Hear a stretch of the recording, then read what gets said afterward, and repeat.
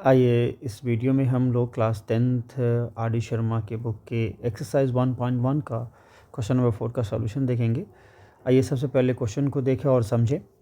Question है हमारा, for any positive integer n prove that n q minus n divisible by 6। सबसे पहले हम लोग क्वेश्चन के मीनिंग को समझते हैं। अगर कोई पॉजिटिव इंटीजर लेते हैं तो सिंपल हम एक एग्जांपल लेते हैं पॉजिटिव इंटीजर का।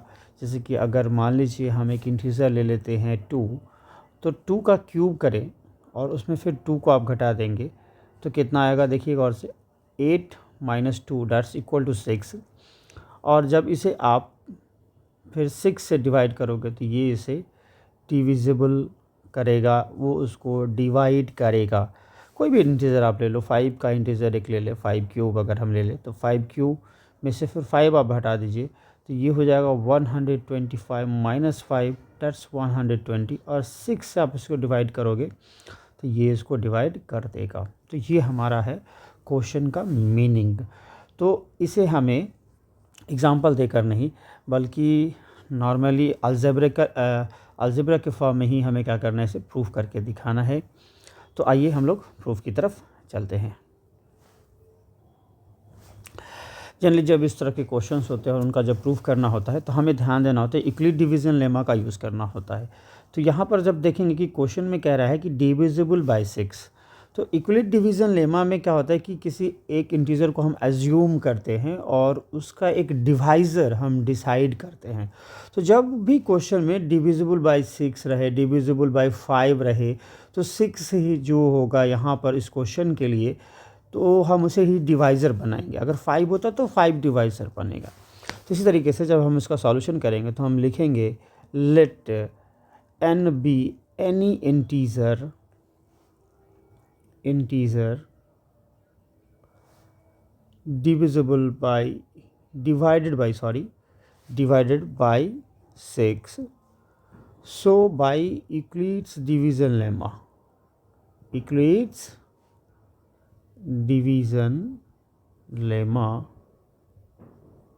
हमारे पास क्या आएगा, n इक्वल टू हम यहाँ पे लिखेंगे 6q प्लस r लिखेंगे।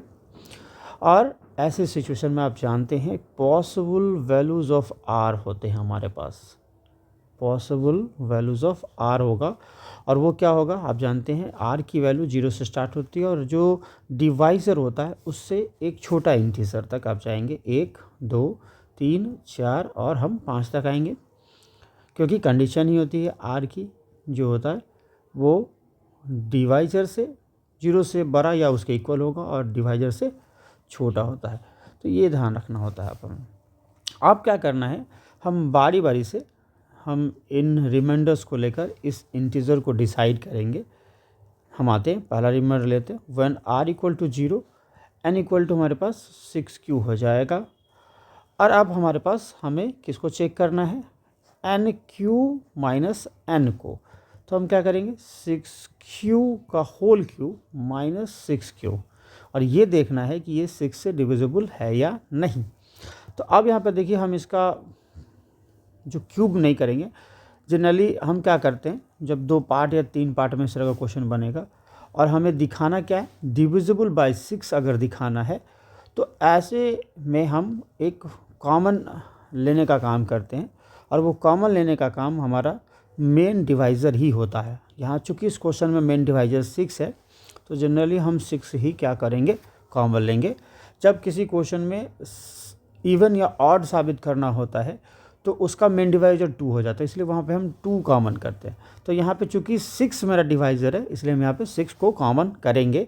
तो यहाँ से अगर इस पार्ट से हम एक 6 कॉमन कर ले तो हमारे पास एक 6 का स्क्वायर बचेगा और क्यूब का क्यूब बचेगा, और 6 यहाँ से चूँकि कॉमन ले चुके तो यहाँ क्यूब बचेगा सिर्फ।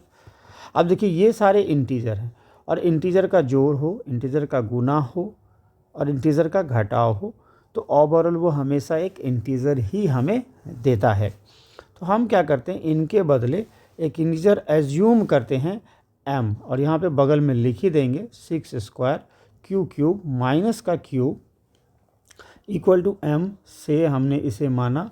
और यहाँ m जो होगा वो बिलोंग्स करेगा कौन से इंटीजर से, पॉजिटिव इंटीजर से ही बिलोंग करेगा। और जैसे ही ये एन क्यू माइनस एन अब किस फॉर्मेट में आया, 6m के फॉर्मेट में आया, तो इसका मतलब कि ये जो है वो 6 से क्या होगा, डिविजिबल होगा। अब हम बढ़ते हैं दूसरे रिमाइंडर की तरफ।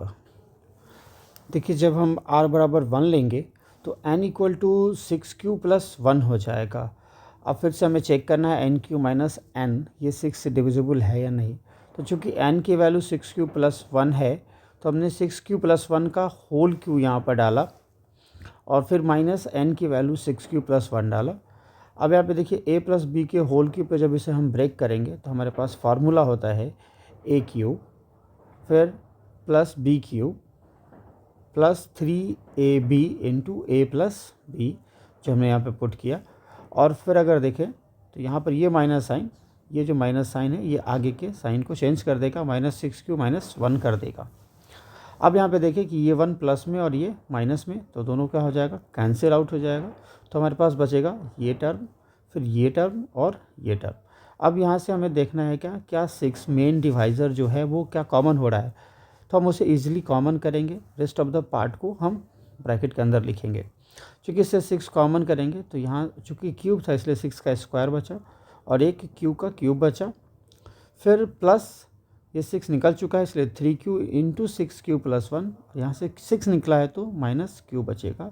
अब इन सब के बदले चूँकि इंटीज़र का जोड़ घटाव गुना अगर हो तो उनसे हमें इंटीज़र ही मिलता है। तो यहाँ पर देखिए इनके बदले हमने m एज्यूम किया, जो m इंटीज़र ही होगा, m belongs to i positive हमने माना। तो ये फिर से देखिए 6m के फॉर्मेट में आया, तो हम यहाँ कह सकते हैं nq माइनस n जो है वो 6 से डिविजिबल होता है। अब चलते हैं नेक्स्ट रिमाइंडर की तरफ। जब हम r बराबर 2 लेंगे तो n की जो वैल्यू हो जाएगी वो हो जाएगी 6q प्लस 2 हो जाएगी। अब यहाँ से अगर हम देखें तो हमें फिर से इस फॉर्मेट को चेक करना है n क्यू माइनस n जो वो 6 से डिविजिबल होगा या नहीं। तो हम n की वैल्यू यहाँ पे डालेंगे 6q प्लस 2 का होल क्यूब हो जाएगा और ये फिर 6q प्लस 2 हमने डाला यहाँ पर। अब क्या करना है, आप देखिए यहाँ पर जब a प्लस बी का होल क्यूब पे तोड़ेंगे तो यहाँ हमारे पास a cube plus B cube 2 का क्यूब 8 होता है, फिर प्लस 3ab और इंटू a प्लस बी हमने ये लिखा। और फिर यहाँ पर देखें हम तो फिर ये जो माइनस साइन था इस आगे वाले साइन को चेंज कर देगा, वो -6 और -6q और -2 पर ले आएगा। अब फिर देखिए यहाँ पर हम इसको थोड़ा सा सजा दें, ये 8 जो है वो इस 2 को सब्ट्रैक्ट करेगा और हमारे पास रिजल्ट कितना देगा, 6 देगा, वो हमने लिखा। अब देखिए सभी पार्ट से 6 ईजिली कॉमन है तो हम यहाँ 6 को कॉमन कर लेंगे। यहाँ बचा 6 स्क्वायर क्यूब का cube plus 3 into cube into 2, फिर 6q प्लस 2 माइनस 6q में से q बचेगा और ये 6 कॉमन हो चुका है तो यहाँ 1 बचा। इन सब के बदले हम फिर से क्या कर लिए, एक m इंटीजर कर लिए। फिर से हमने देखा कि nq माइनस n 6m के फॉर्म में आया, इसका मतलब ये 6 से डिविजिबल है। चलते हैं हम लोग नेक्स्ट रिमाइंडर की तरफ। देखिए जब r बराबर 3 लेंगे हम तो n इक्वल टू हमारे पास क्या हो जाएगा, 6q प्लस 3 हो जाएगा। और जब इस फॉर्मेट को हम चेक करेंगे nq माइनस n तो यहाँ पे पुट करेंगे 6q प्लस 3 का होल क्यूब, फिर हमारे पास 6q प्लस 3 होगा। अब क्या करना है, इसे a प्लस बी के होल क्यूब पर हम तोड़ेंगे। जैसे ही तोड़ेंगे तो ये a cube plus B cube 3 का cube 27 plus 3ab into a plus B हमने यहाँ पर रखा। और ये जो माइनस था यहाँ पर ऊपर में तो ये यहाँ पर माइनस साइन दोनों को माइनस में कर देगा, 6q माइनस 3। अब देखिए यहाँ पर ये 27 में से 3 घटाएंगे तो यहाँ 24 आ जाएगा। बाकी सब वैसे ही जैसा था वैसा ही लिखा हमने, 6q का cube 3 into 6q into 3 6q plus 3 minus 6q plus 24 हो गया हमारे पास। अब देखिए इन सबसे फिर से 6 ईजिली कॉमन है। 6 कॉमन हम इसलिए कर रहे हैं क्योंकि 6 हमारा मेन डिवाइज़र है। अब ये 6m हमारे पास फिर से इन सब के बदले क्या कर लिए, m को एज्यूम कर दिए। तो हमने यहाँ देखा m belongs to i positive है।